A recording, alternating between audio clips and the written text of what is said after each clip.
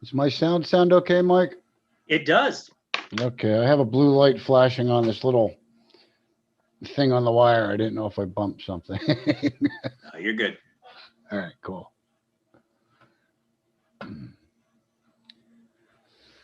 Looks like YouTube is live. All right, let me pause that, hide that.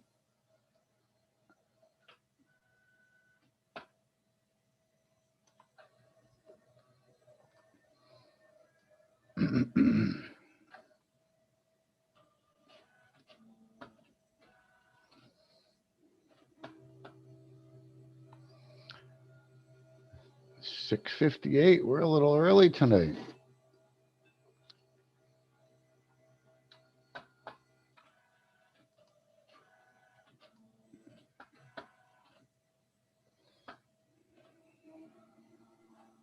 I'm always early. Darn the military. I like the way you say "darn military" because I heard was a quote Nancy Mace on her page posted today something about if you're on time, you're late. Um, something I learned at the Citadel or something like that. Uh, yeah, I'm usually not late, but I'm usually not too early either.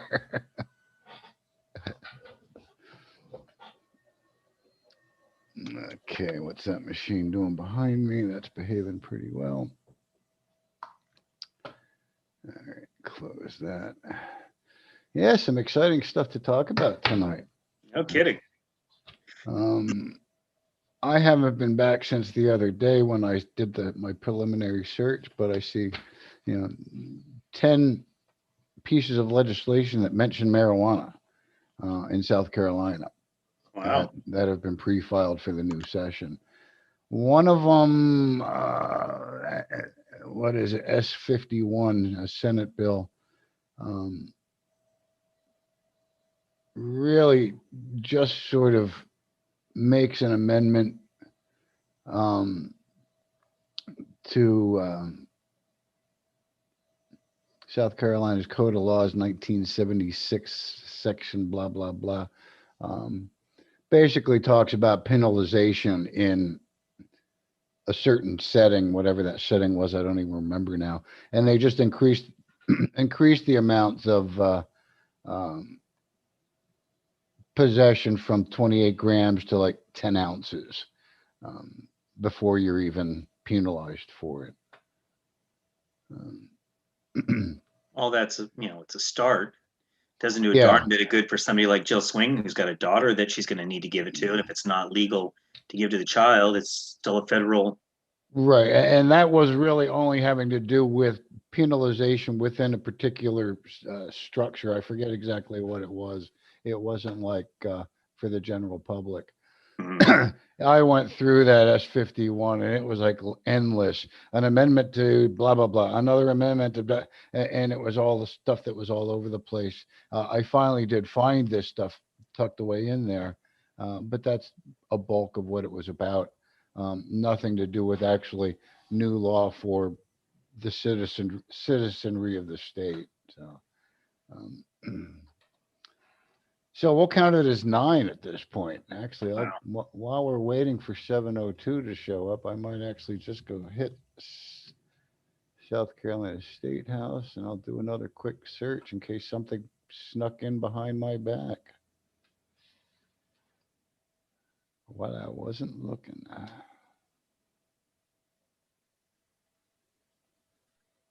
No, still the same 10 matches. Okay.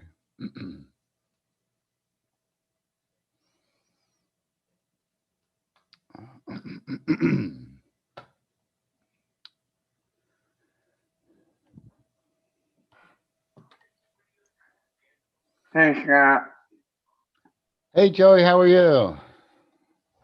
I'm good, thank you. Good, good. Thanks for joining us. I've been looking forward to this since Wednesday. Well, we've got a lot to talk about, and what I'll start off with in the intro a little bit is we'll have more to talk about next week as I look at some of these other bills that have been kind of posted. Take a closer look at them. But with that in mind, we are, I see, at 7:02. So I'm going to try and find my little disclaimer here. There it is. And first off, welcome everybody that's here with me live on the Zoom meeting. Anybody that might be watching our YouTube live or watching a recording of this later on YouTube, welcome and thank you for joining us. All of our meetings are an environment of education and awareness and are not an open market for the sale, purchase, or distribution of cannabis. We do not encourage or condone illegal behavior of any kind. All right. 7:03. Good to go. I think probably the best way for me to kind of do this is just kind of share my screen here. And let's talk about the legislation that has been pre-filed this past week.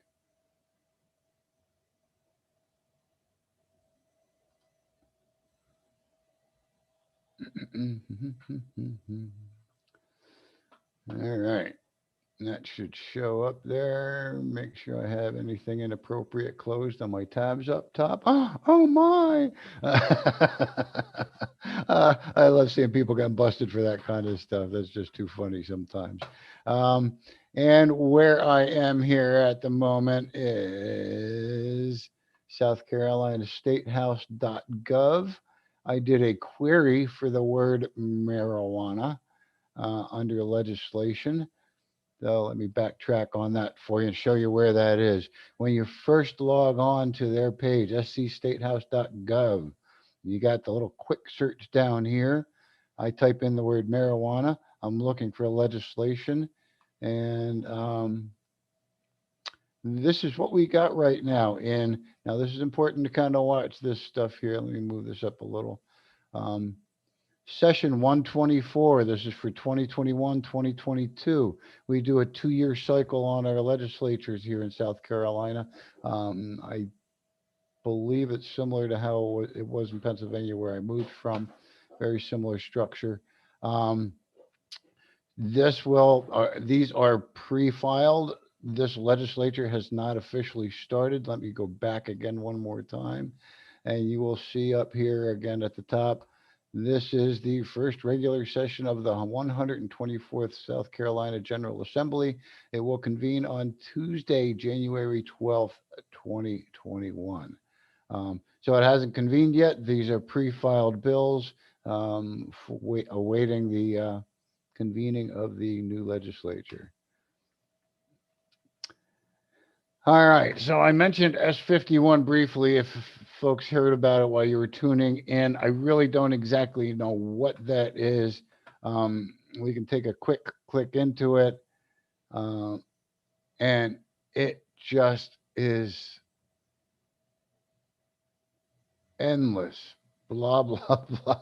So I scroll through this, get down to where it's a little bit easier to read, and it just starts talking about amending codes, 1976 code, amend it to read blah, blah, blah. And then it goes through which section it wants to amend. And they all go on all kinds of different stuff. Now, while you do this, you will, I got to scroll down pretty far here because I searched the word marijuana. I might as well just grab that and drag it down. I think we were in here somewhere.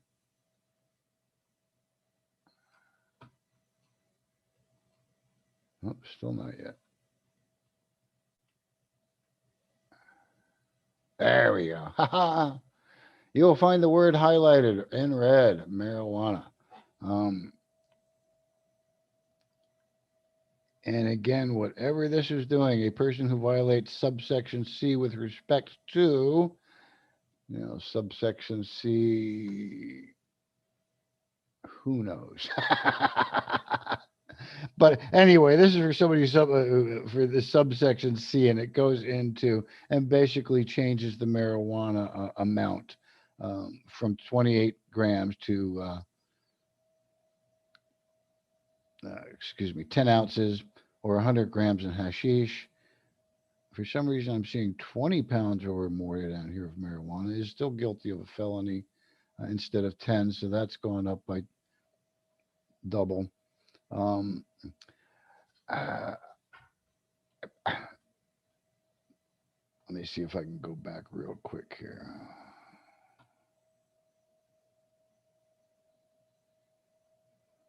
There's subsection C.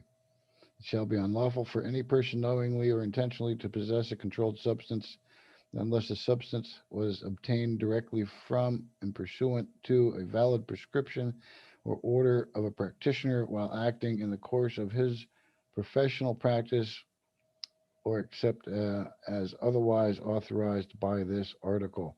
And again, that's still tied into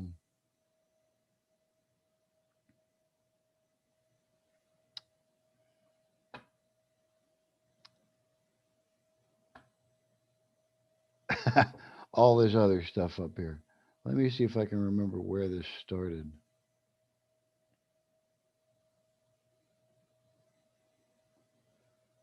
Oh, that's actually something completely different. Oh, okay. We're talking about section 4453 370. I don't know exactly what that applies to. We can quick take a look.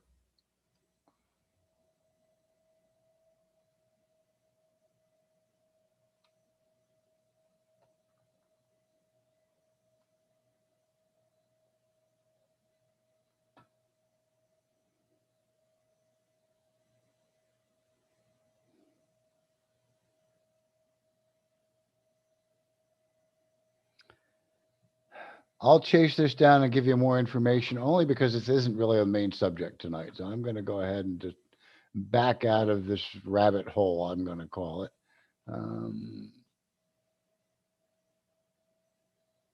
I think I need to go backwards here. There we go. Okay. What we really did want to talk about a little bit more is the medical bills. The Compassionate Care Act is the one that I mentioned we'd be talking about tonight. Before we kind of get to that one, you will see here Bill S335. This one here is to decriminalize simple possession. It has one sponsor at this point. We don't see any co-sponsors on it, and it's been referred to Committee on Judiciary. But that basically goes into just amending the state's an ounce or less penalty to decriminalize. The next one down is one of the ones I will be talking about in conjunction with the Compassionate Care Act. That's going to be H3174. And if I drag my banner up here, I might be able to figure, I think it's this one here. So I have it already open that way. We'll talk about that in a little bit. That is the Put Patients First Act. That is a democratically sponsored medical bill on the House side. And that is that one was sponsored by Todd Rutherford. Again, as we kind of quick click into that one, you will see at this point, he is the only signer on that bill. I don't see any of the other co-sponsors at this point.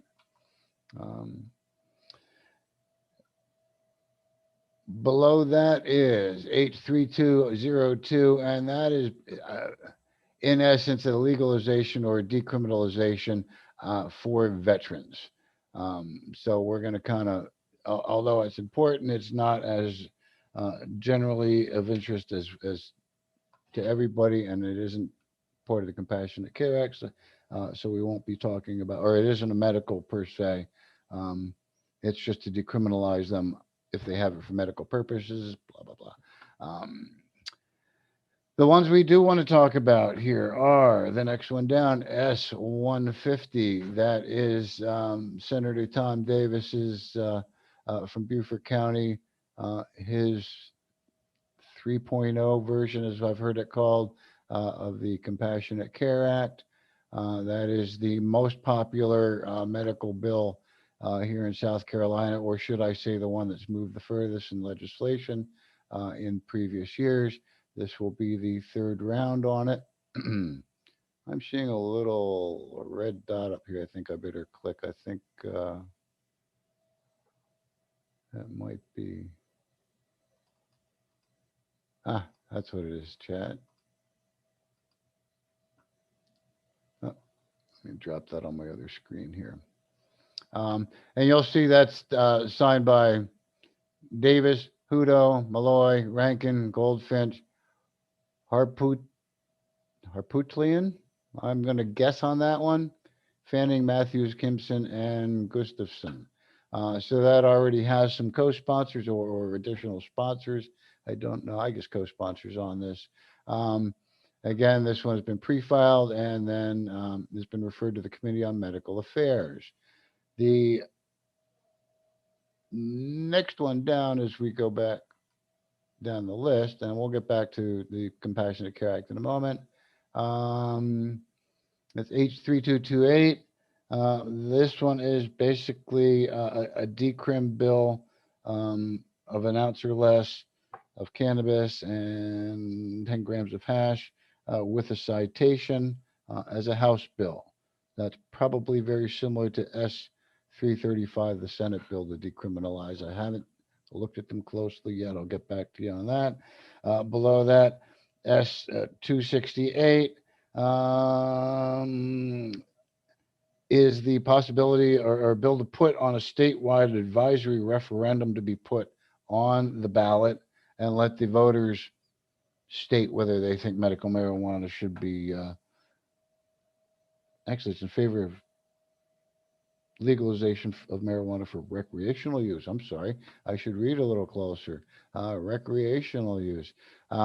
It would just be, again, an advisory referendum. It is not binding vote, but that would be quite interesting to see if they would allow that on the ballot and let the voters have their voice on that, both Democrat and Republican. As we know, in the last primary, it was only the Democratic Party that put the marijuana question on their ballot during a primary. The Republicans decided not to. They didn't feel that their base was that it was that important to them.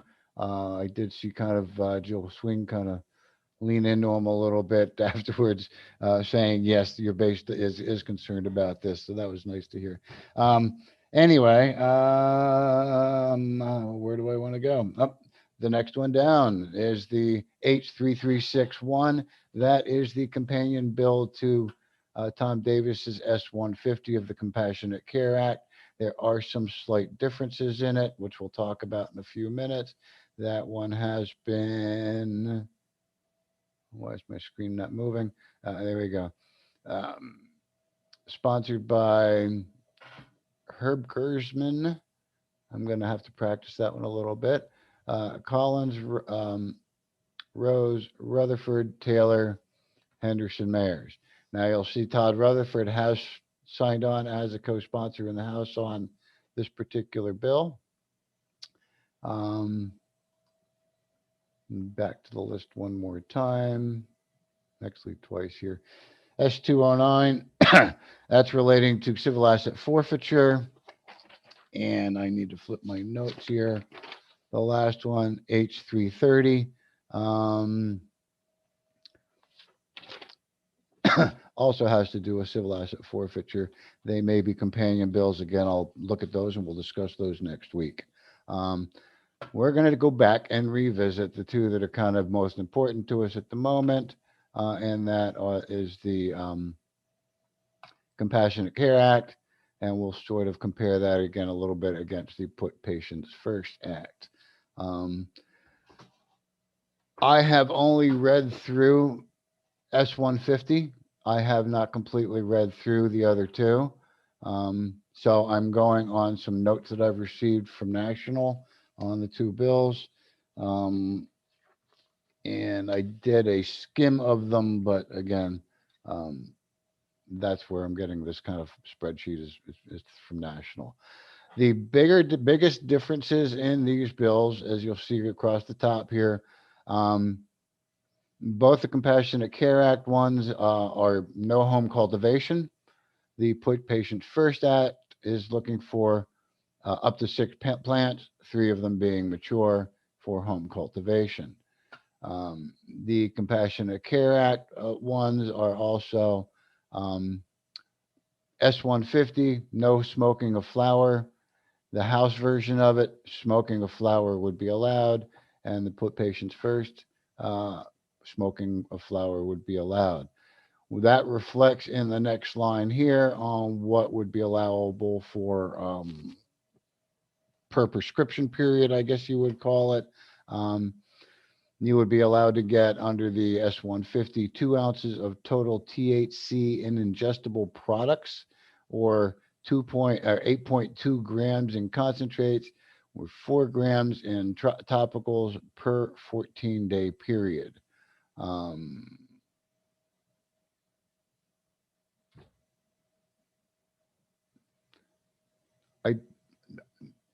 in the House version of that, it would be because they're allowing smokable flower, 2 ounces of dried cannabis, or the equivalent amount of edibles per topical or topicals per 14-day period. So you'll see that the first one doesn't include any dried flower. It is ingestible products, but not including dry flower or smokable. And then again, in H3174, up to 2 ounces of a usable form. Our next kind of comparison here and qualifying conditions. I am going to pop over to S150. I believe I have the right one open here, and see if I can track where I saw qualifying conditions.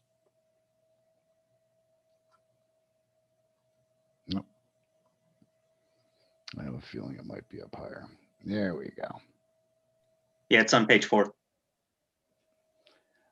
I don't know. I have it all in one big PDF, so I don't know if I have it as pages here. But debilitating condition means, and that's what they're applying it to, as debilitating conditions. There we go. Is a diagnosis of one or more of the following that results in a debilitating condition: cancer, multiple sclerosis. I believe I counted out 14 total. Looks like 13 here. Multiple sclerosis, neurological disease or disorder, including epilepsy, glaucoma, post-traumatic stress disorder, subject, however, to the evidentiary requirements of Section 4453, 2100, subsection A, subsection 4, or whatever the exact numbers are, to confirm that the applicant has experienced one or more traumatic events. Crohn's, sickle cell anemia, ulcerative colitis. I tried pronouncing this the other day. Cachexia? Cachexia. Cachexia. Or wasting syndrome, autism, severe or persistent nausea in a person who is not pregnant that is related to end of life or hospice care, or who is bedridden or homebound because of a condition. A chronic medical condition causing severe or persistent muscle spasms, or any chronic or debilitating disease or medical conditions for which an opioid is currently or could be prescribed by a physician based on generally accepted standards of care, subject, however, to the requirements of section .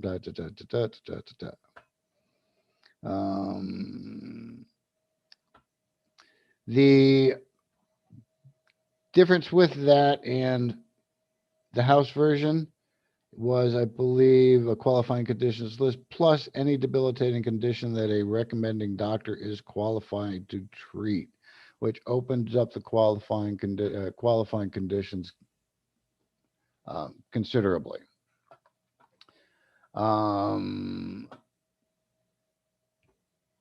And then I did not look at this one's qualifying conditions, because again, we weren't necessarily talking about that one tonight, but let's go see if I can find it on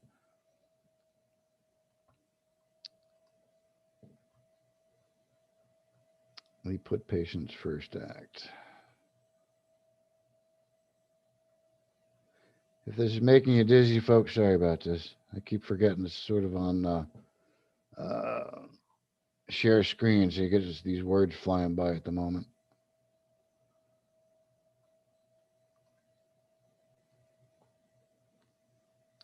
Yep, there we go.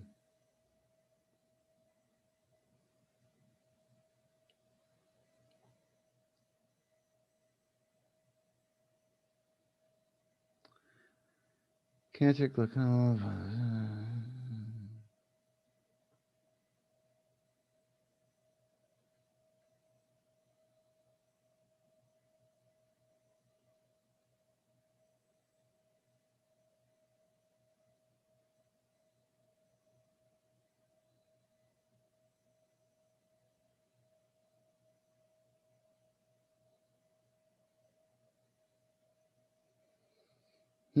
That seems like a kind of an open.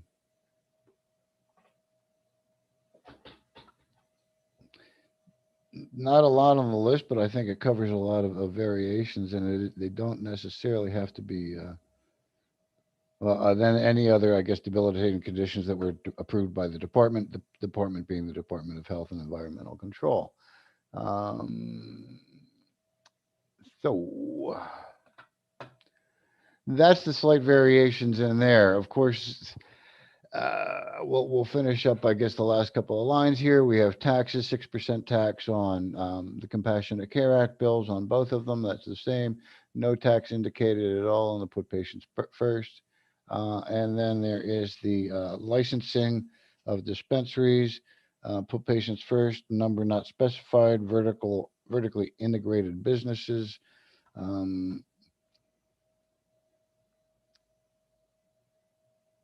And the licensing for the dispensaries, pharmacies, cultivation centers, processing facilities, testing laboratories, and transporters are identical for both Compassionate Care Act once again. Under S-151, no protections for those needing organ transplants, where there is some protections written into for those needing organ transplants on the other two, on the House version of the Compassionate Care Act, and also on the House version, or the House Put Patients First Act. And then last line here I have on this little graph, limited student, tenant, and parental protections. And that's again on both the Compassionate Care Act versions, where there are on the Put Patients First Act, strong employment protections, limited student protections, tenant, parental, and parental protections. So there are some stronger employment protections put in there.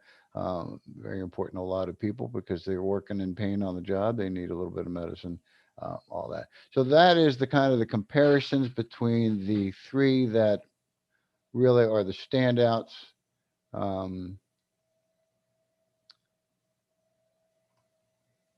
What else did I have open there? Oh, that code of laws. I'm going to go ahead and close that and close that. And here I am again. Thoughts from anybody on that? I mean, my kind of thought in this is I don't want to ramble too much, but you know I do anyway. We are in a Republican-controlled legislature, both on the House and the Senate. My thought is, as much as I prefer the Put Patient First Act because it has home grow option, it also includes the smoking option, also includes some employment protections, things of that nature. It's a Democratic sponsored bill. You'll see as I kind of click on it and get back up here to the top, there are no other co-sponsors signed on to it, where, and I forgot to bring it up. I did bring it up on this one, I believe. we have co-sponsors or multiple sponsors on both the versions of the Compassionate Care Act. So a big part of the game of politics is trying to move the ball, I guess, if I can put it that way, across the finish line. Um, and or what's kind of interesting in this particular kind of game, there's multiple balls. If you put it that way, there's you know, variations of medical bills. Two of them are House versions. They have to pass and get out of committee on one house, on their portion before it goes to the next portion. And let me just kind of real quick look at this one. Rutherford's bill is in the Medical, Military, Public, and Municipal Affairs Committee. Okay, that's the PMA, and that is the same committee that the House version of the Compassionate Care Act is in. Um, I don't know who chairs that particular committee offhand, if it's the same person that did last year. But that would be one of the things that needs to be done at some point, would be, as voters, write to, call, let the head of this committee, the chair of this committee, know that you want to see this legislation brought, and not just tabled and sat in the background. You want it to be brought and moved out of their committee, whether it to bring it to a vote in their committee so they can move it forward. And when you have kind of the way the game plays at a state and federal level, when you have a portion of the legislature controlled by one party versus the other party, they control what bills get moved forward, what committees move things forward. With marijuana legislation, we all know that there's been legislation passed forward through the House, which is democratically controlled, onto the Senate. And I think you could write to your legislators as much as you want. Mitch McConnell's not going to move that legislation forward because he just doesn't believe that his constituents are concerned with that. That's my understanding on kind of how that all works. And again, similarly here, so where do you go? We as an organization at NORML, I guess as their representative here in South Carolina, I've obviously liked the one that allows the home grow better. Next to that, I like the ones that allow smokable flower to be purchased or to be smoked. So that, that's two variations. And then which ones can be passed. I do also like, now, if any of you are familiar with, excuse me, previous versions of the Compassionate Care Act, or at least the last version of it, there was in taxing, and I didn't really talk about the taxing a whole lot, except for it was 6% sales tax to the consumer. That is separated out. Oh, I know where I need to go. Give me a second while I find it.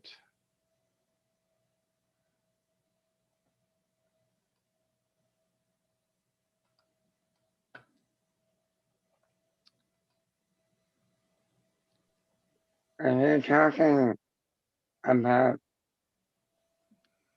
the tax on how it's broken up? Yes. Well, what happens with the tax money once the state gets it? And for the most part, what was in the old legislation was that 50% of the tax revenues generated by the program were allocated to SLED and the 46 county sheriff's offices. And I always kind of looked at that as either a bribe or a extortion or blackmail payments or something, because I could not see any justification why law enforcement needed to take such a large chunk of the tax revenues generated from the program. I want to see if it's in this section or not.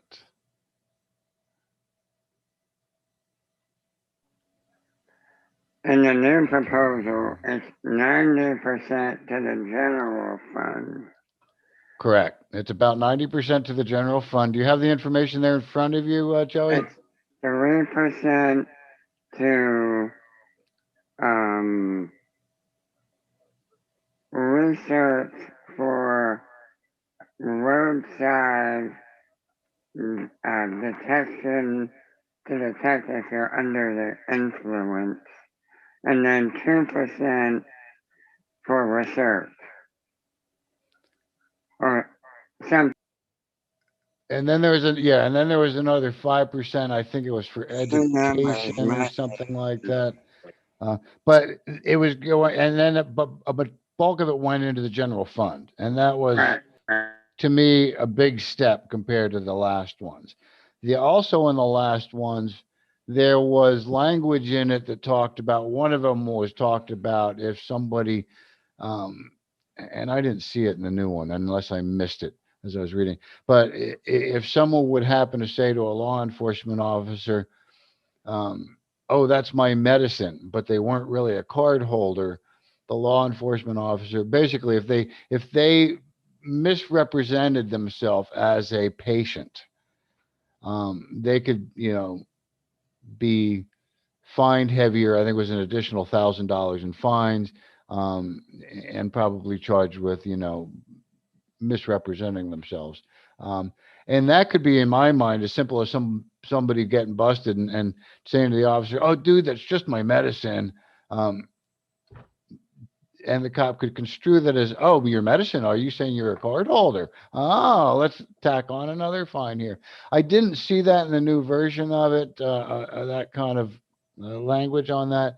There was something, and I forgot to make a note of it as I was going through the S-150, about diversion out of the program, and what I'm remembering about was if a caregiver was caught diverting out of the program, they would be, charged, but also the card holder could be charged. And I have to go back and find that and clarify that, because that wouldn't make sense. The card holder shouldn't necessarily be charged if the caregiver was doing something, misallocating.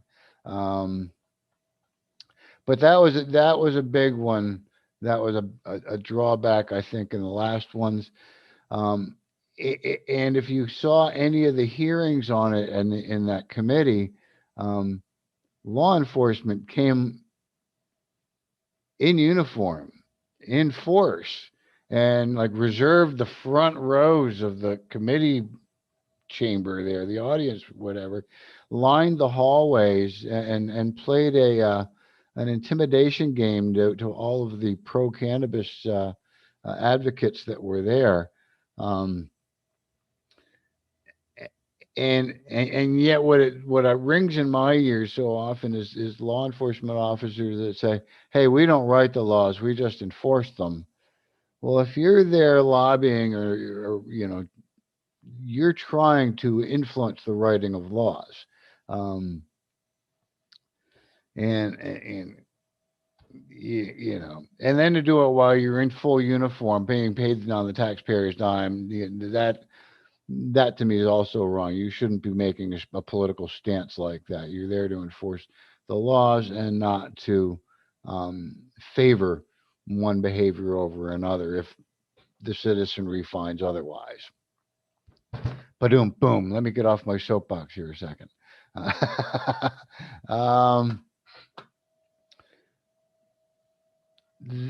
But again, those are the big differences, and we don't know exactly where anything will be going.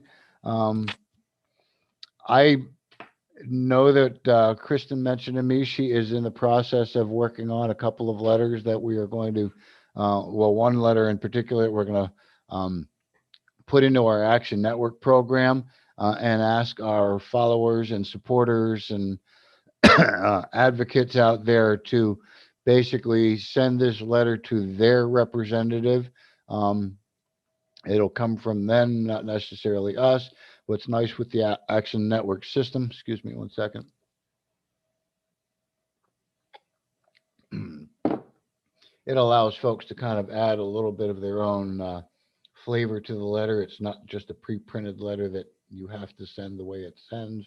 Um, and the one she's working on right now is basically just a welcome letter to the welcome to the new legislature. You know, welcome to the to session 124. Which that reminds me, I've been flighty about a couple things. I do need to follow up with National to make sure that the system's ready for us when we're ready to go live with that. That won't be until after the 12th. You know, it might be closer to the end of the month in January. So, but keep an eye out for that. We want to try and get that as soon as the system's ready for us.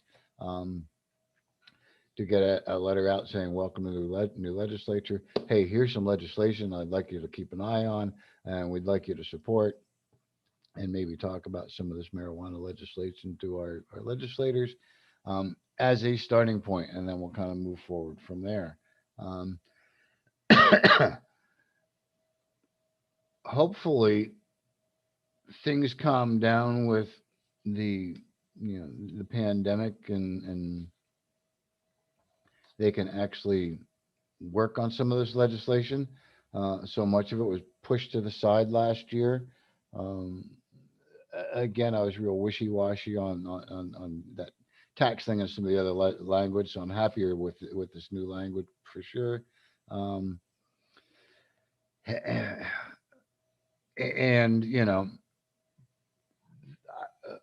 the fact that the House version has some other versions that again we're a little more favorable to. I would say we'd push our support on that. Although last session, Peter McCoy's House version of the Cannabis of the Compassionate Care Act did not get a vote out of its committee, so it just kind of died there. And Tom Davis's was scheduled to for I believe it was a hearing, but possible vote, and then the pandemic hit like the week before or something, and it just changed everything. So I don't know how that's going to be going as they start the new legislature in January, how things are going to start clicking off. We do want to get as much information out as early as we can in January as they're getting into their seats before their seats get too warm and they get too comfortable. We want to let them know that South Carolina NORML is here kind of watching this particular legislation, and we're here for the citizens and the voters of South Carolina, encouraging them to move this legislation forward. Let me real quick peek at my screen here. Not a whole lot in chat here. Good evenings from everybody. Hello, everybody, y'all. Everybody, oh boy, where the hell am I from? At least I didn't say once now, hey, and sound like a Pennsylvania Dutchman. So we'll see what else I can throw in there. Hey, Scott. Yes, I was gonna say, any questions on this? There was a couple things on this that kind of concern me. When you're looking at the portion talking about the sales tax, they say on the 20th day each month, each dispensary shall pay its taxes, which is great, but banking for cannabis-related businesses is almost impossible. Many places have to deal in cash and cash only. Look forward to seeing us carrying, $10,000 from point A to point B. That'll be scary. Yes, and that's what a lot of these states have had to do. Because, well, even this is to me the weirdest thing, because even us as an advocacy group, because we advocate for marijuana, we don't deal in it at all. We have nothing really to do with the product itself, except to say these laws need to be changed. Right.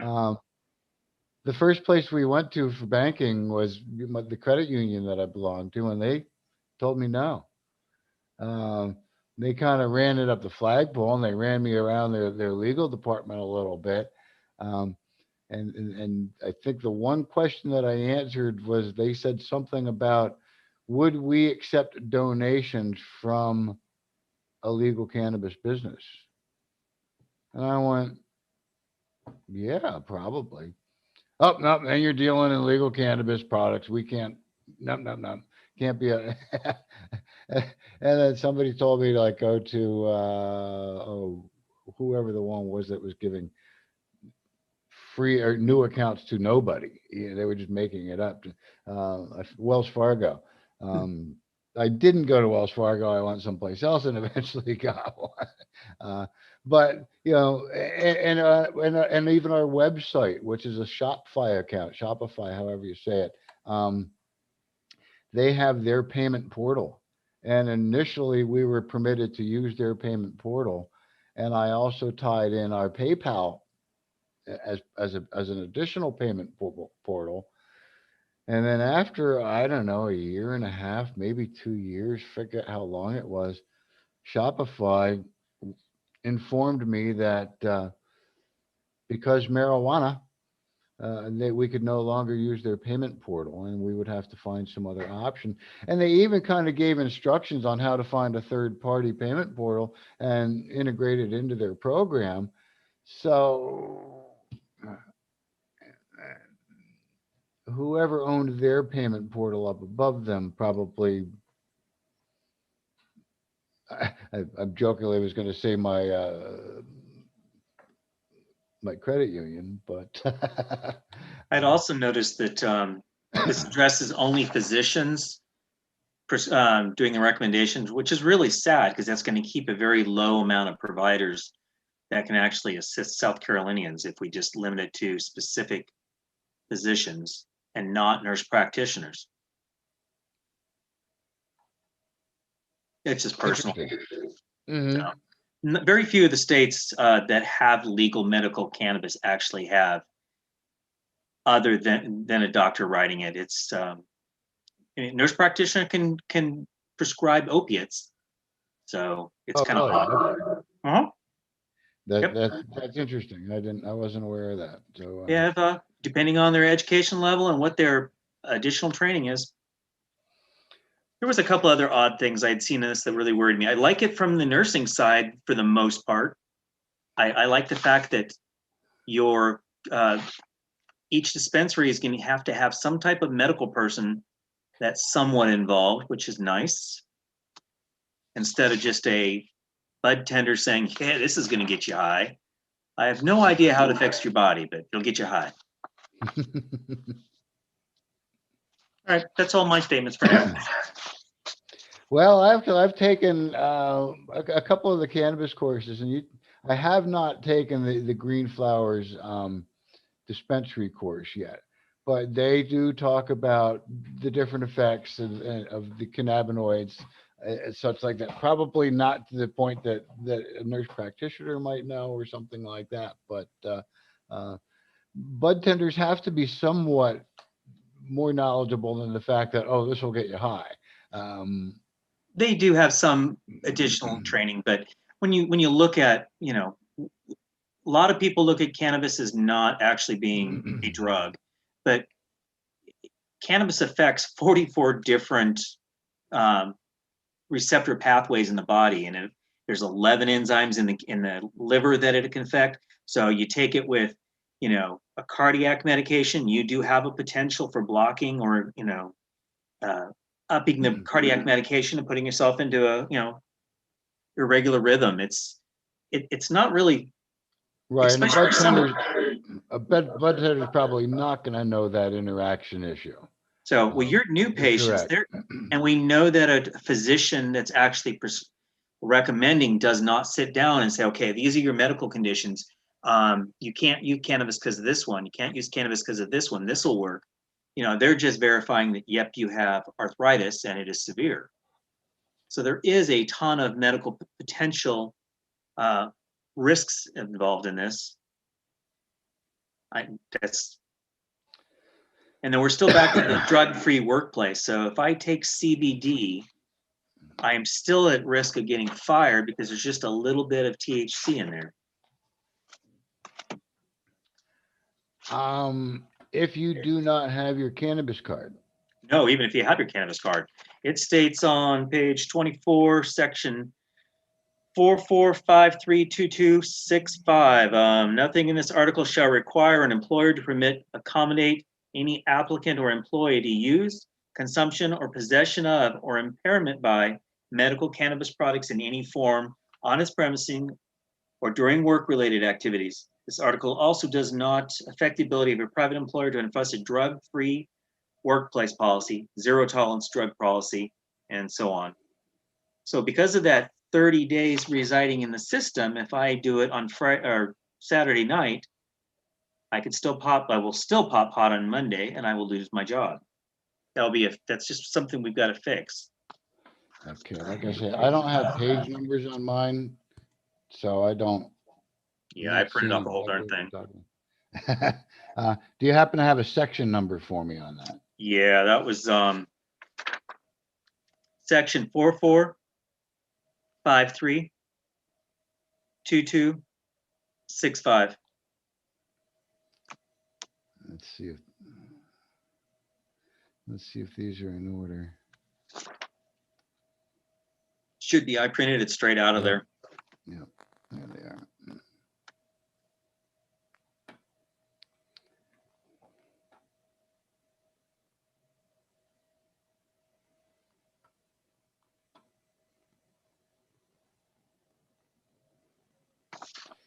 Now, I mean, what I would sort of talk about that is they're talking about they don't need to allow it on the premises or during work-related activities. It doesn't say that they can check you from home. There was somewhere else in here, and I have where it mentioned just the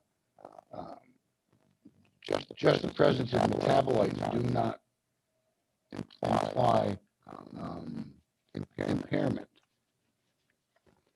Okay, I'll reread that and go through the next ones. There's a lot of pages. It's hard to. Yes, there are. That's why I said I did a first read through it. Really didn't go through and make myself any notes because what I was trying to do is get myself in general on all of this stuff Right. before tonight. I did the first reading on this one. Of course, I'll be talking about it more as word for it. I'll be counting on you guys to find all the weird stuff in the end. Hopefully. But yeah, there was a section here where they were talking about just I should have marked that present metabolism is not impairment. That may have been for being pulled over by cops. I don't know if that would apply to the workplace. And my guess from what I saw on that spreadsheet that I talked about, no protections for, or limited protections for students, tenants, and parental protections. It doesn't talk about any protections for employment. So that might be quite accurate. There may be no employment protection in the Compassionate Care Act. Am I the only one getting feedback from Scott? So that would definitely be another thing to. I'm making notes now. I'm getting some strange feedback from you, Scott. I think Joey said he was too. It's just a little like buzzy almost. Right, that's what I'm getting.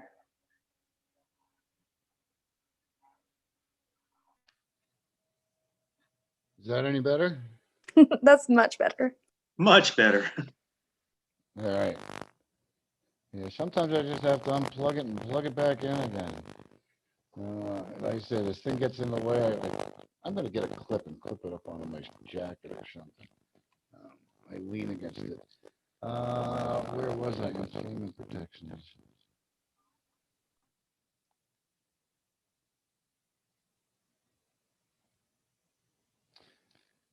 Good information. I will definitely follow up on that stuff. How bad will pushback be from law enforcement?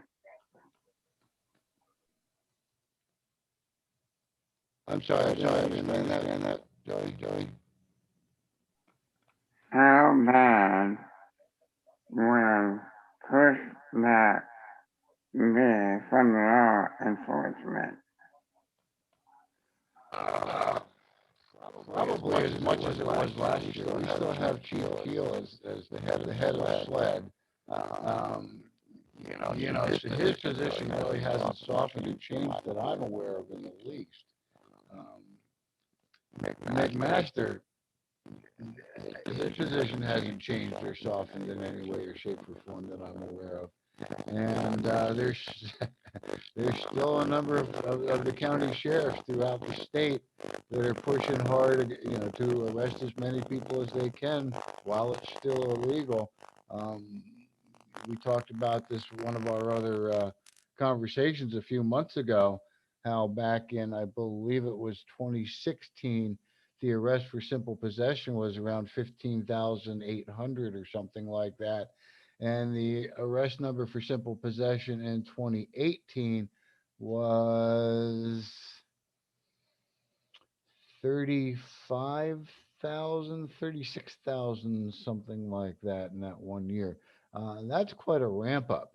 While other states are decriminalizing or making legal for medical purposes or making legal for recreational purposes, South Carolina law enforcement officers are ramping it up, pushing even harder in general.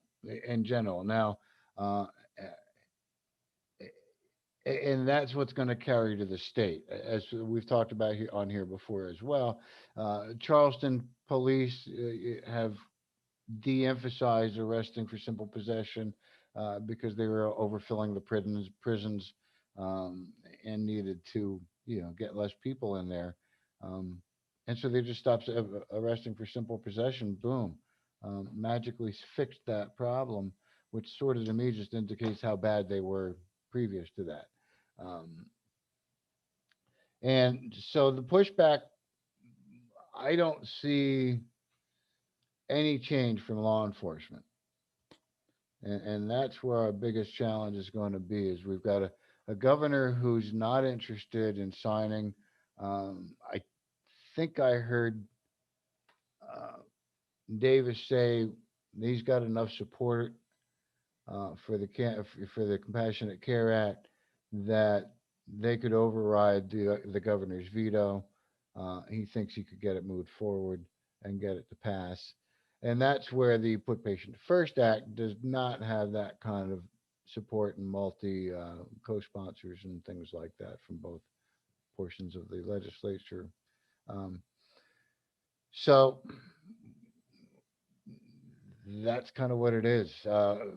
We're going to have to just push past them. I did like again Jill Swing's response when somebody says, "Well, what happens when with from SLED now that you've taken away that 50% income from them from the taxes?" And she went, "Well, they get to go to the General Assembly like everybody else and ask for it.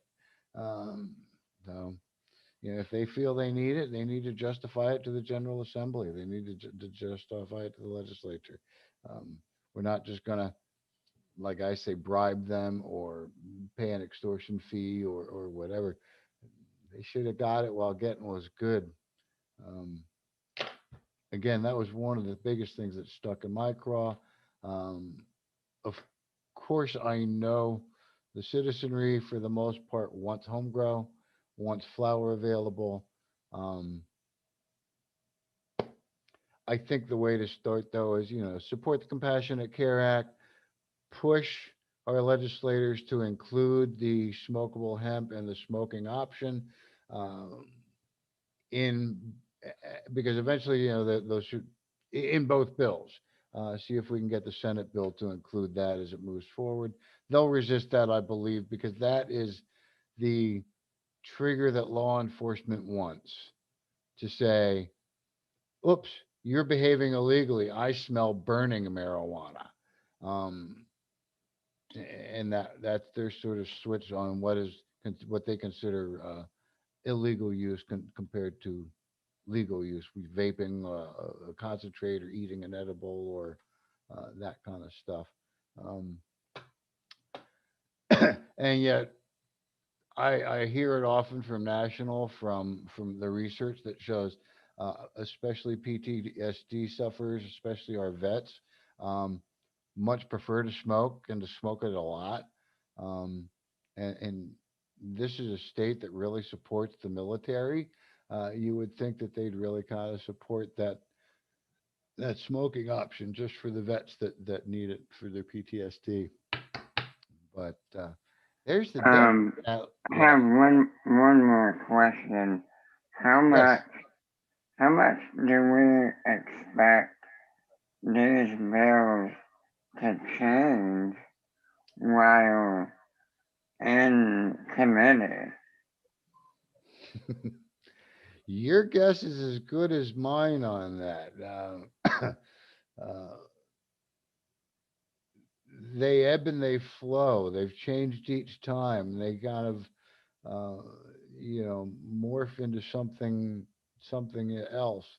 Uh, I don't expect a lot of big changes, and be quite honest with you, a lot of state, or I don't want to say a lot, but there's a number of states that when they initially legalized medical, they did not have flower available. They did not have smoking as a legal option.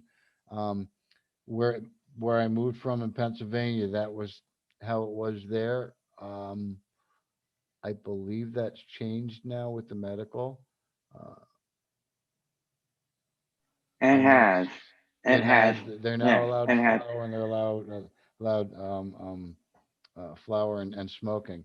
Um, Yeah, and the same with Florida. It was that same way. No smokable at first, but it was later added.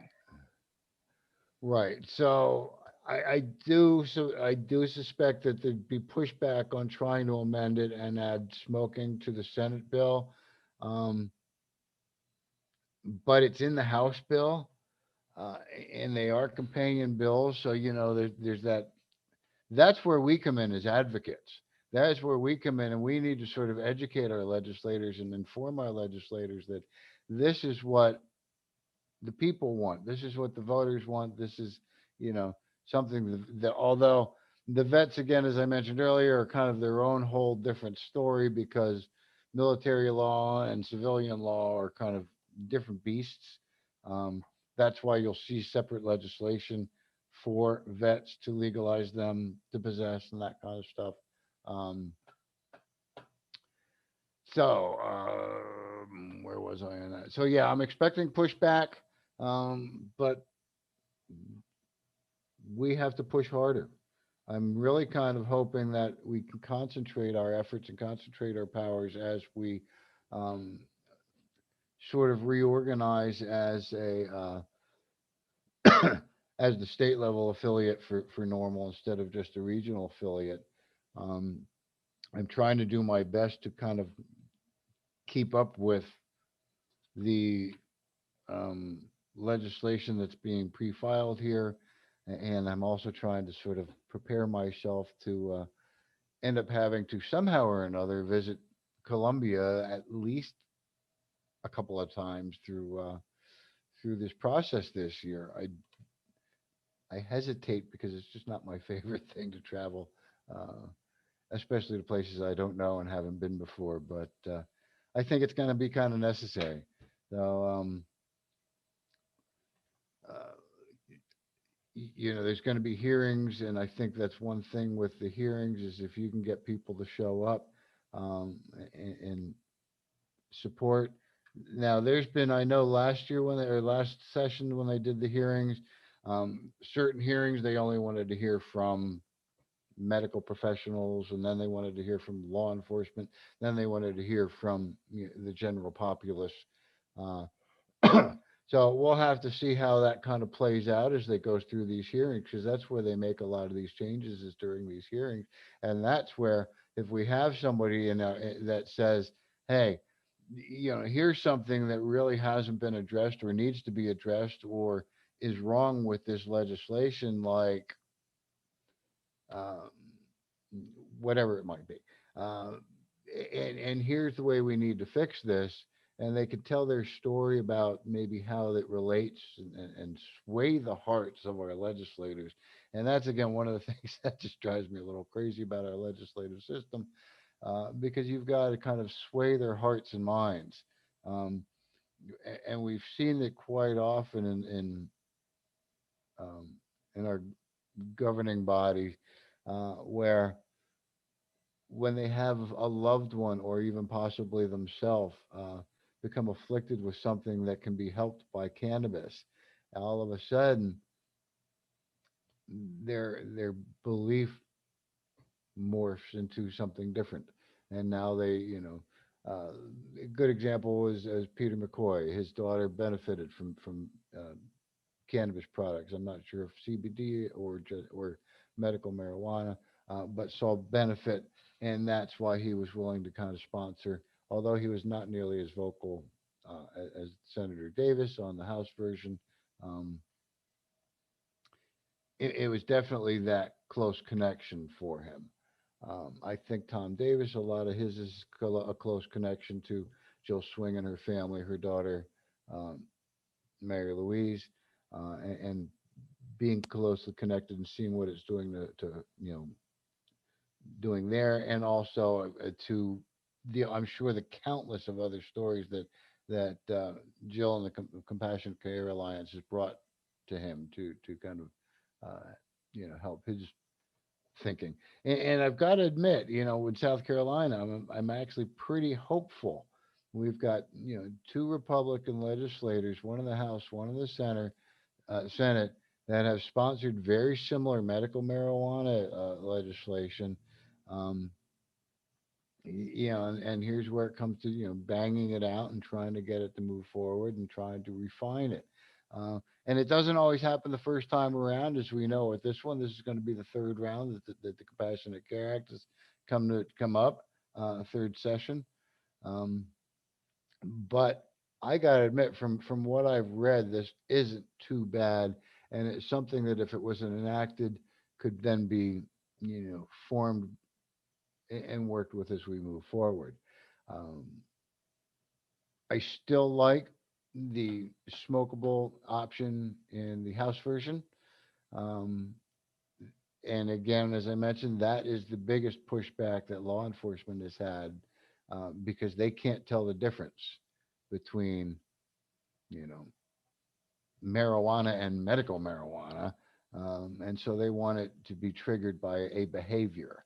And that behavior is the combustion of that material. Now all of a sudden you're committing a crime. Um,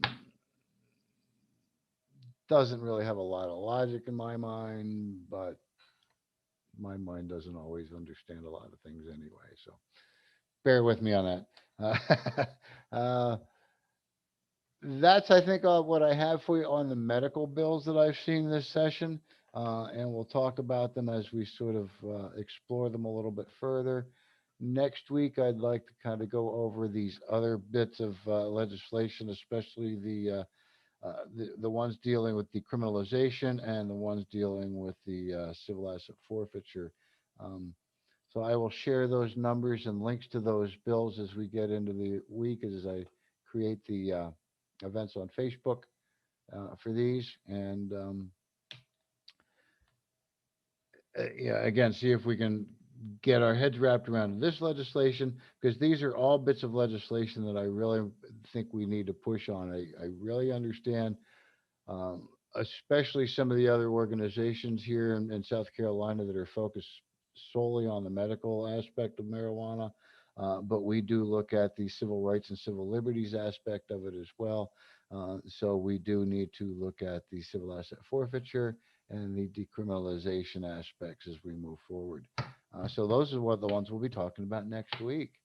Um, I do want to thank you all for joining me, for your input. If anybody has any comments, questions, quick wait, raise your hands. But I think most of you have kind of either mentioned or thrown it down in comments here. I will do my second read through, and I will make some better notes on these medical bills. Um, I will also follow up on a couple of things we've talked about tonight. And we'll expand on this as we move forward. I'm pretty sure though that as an organization, the one we're going to suggest pushing the hardest for are the Compassionate Care Act variations.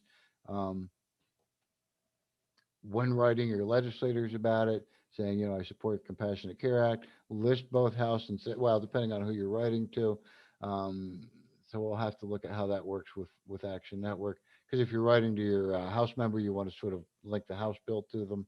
If you're writing to your senator, you want to link the Senate bill to them.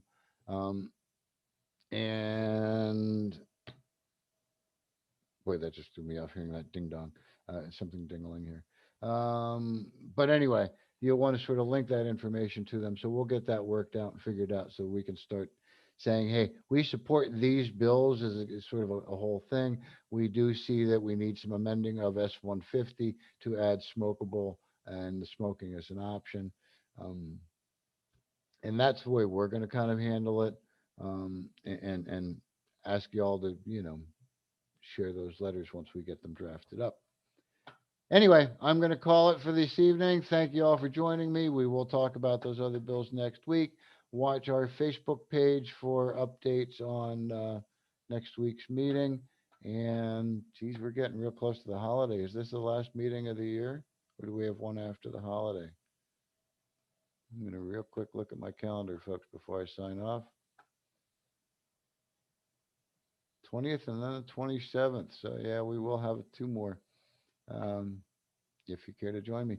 That's it for tonight. See you again next week at 7 p.m. Also, real quick reminder, Tuesday at 7 p.m., this coming Tuesday, 2 nights from tonight, is the monthly Lowcountry NORML meeting.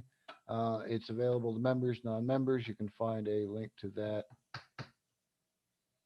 on our Facebook page. If it's not there immediately, I'll get it out there soon. Thanks all. I'm going to say goodnight. Bye. Good night.